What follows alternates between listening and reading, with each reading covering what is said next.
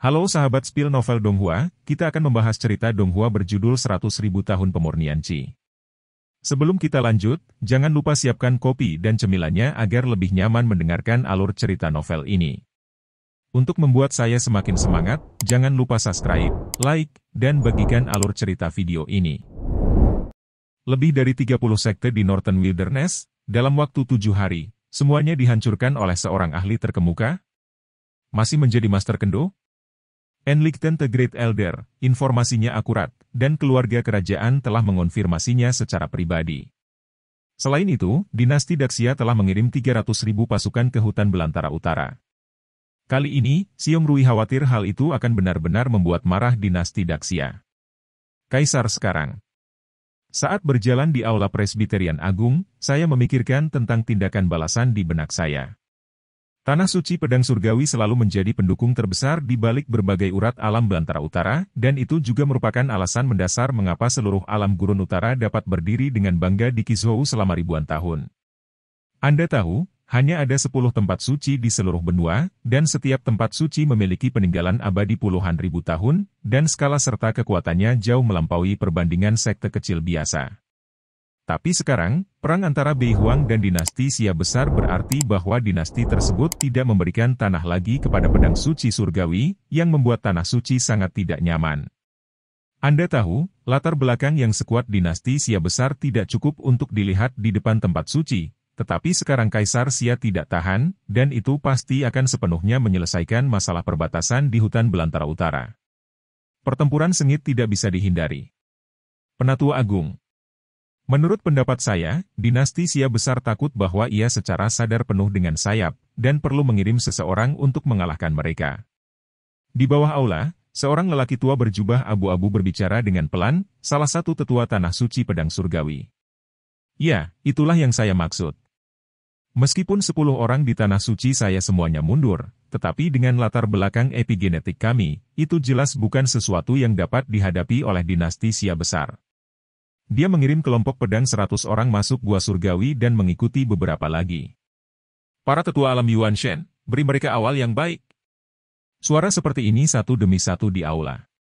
Tahukah Anda, 10 tempat suci memiliki status transenden di daratan, dan semuanya memiliki keagungan yang tak tertahankan.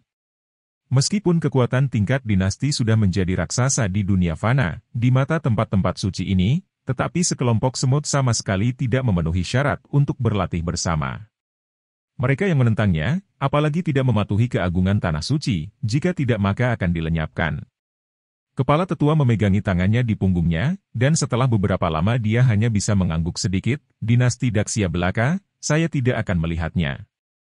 Satu-satunya hal yang membuat saya bertanya-tanya adalah bahwa itu dapat menghancurkan saya hanya dalam beberapa hari. Apa kesakralan lusinan orang kuat di hutan belantara utara?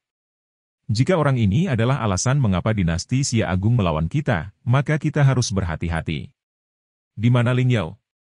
Tetua yang hebat memanggil, dan seorang wanita dengan wajah dingin tiba-tiba muncul di aula dalam balutan gaun putih. Orang ini adalah pedang Qi Ling Yao di antara generasi muda 7 anak laki-laki roh pedang di tanah suci pedang surgawi, dan juga yang paling dibanggakan dari murid tertutup dari tetua agung. Pada usia ini, dia telah mencapai beberapa prestasi di ilmu pedang, dan budidayanya telah menembus alam dewa primordial. Dari sudut pandang ini saja, fondasi tanah suci sangat mengejutkan. Hanya di kalangan generasi muda, tidak jarang menjadi kuat di alam roh primordial, apalagi para tetua dan fosil hidup yang mempertahankan kemuliaan tanah suci. Tuan, apa pesanan Anda? Aku memerintahkanmu untuk segera berangkat dan menyelinap ke dalam keluarga kekaisaran dinasti Xia Agung, siap menerima utusan dari tanah suci kapan saja, dan pada saat yang sama menyelidiki identitas pembangkit tenaga listrik misterius yang memasuki alam gurun utara. Mata Ling Yao tertegun, dan dia mengangguk sedikit, ikuti perintah. Di atas langit, cahaya perak yang bersinar-bersinar seperti pelangi, dan Ling Yao Yujian Dunkong pergi.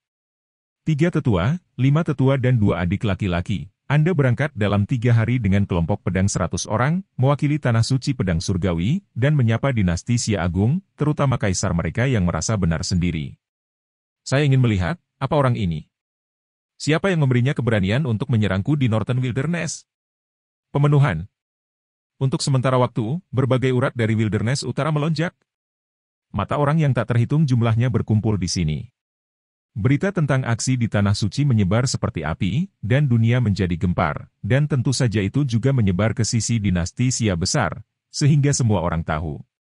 Setelah Kaisar mendapat berita itu, dia cukup tenang, tetapi dia juga tahu bahwa umpan balik yang tegas dari Tanah Suci berarti bahwa konflik akan meningkat cepat atau lambat.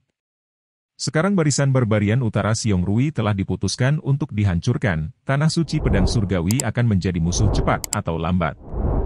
Itu adalah musuh, kita harus menghancurkannya secepat mungkin. Dua Kaisar, bagaimana menurutmu tentang sikap Tanah Suci? Pangeran kelima dan Pangeran kedelapan saling memandang, ekspresi mereka sangat serius, dan tidak ada ide di permukaan. Ayah, Tanah Suci Pedang Surgawi telah melindungi hutan Belantara Utara selama ribuan tahun. Justru karena keberadaannya Belantara Utara berani menyerbu perbatasan utara kita berulang kali dan tidak bermoral. Meskipun Tanah Suci memiliki warisan yang mendalam, jika mereka hanya membiarkan mereka bertindak sembarangan, di mana keagungan Daxia saya? Pangeran kedelapan tidak takut berperang, anak ini bisa dibilang mengikuti ibu selirnya yang cantik dan memikat. Karena cepat atau lambat Anda akan menjadi lawan, lebih baik mengambil kesempatan untuk melakukan pertempuran yang hebat. Sebaliknya, 5 pangeran lebih konservatif. Sebagai pangeran yang lahir dari ratu, sudut pandang kelima pangeran selalu menjadi titik awal pro dan kontra dinasti itu sendiri. Ayahku, anakku berpikir bahwa kita tidak boleh menggunakan Tanah Suci. Kekuatan Tanah Suci tidak lebih baik daripada Xiong Rui. Tidak baik bagi kita untuk merobek wajah kita dengan Tanah Suci Pedang Surgawi. Tapi sejak Xiong Rui harus disingkirkan, kurasa kita bisa menggantinya.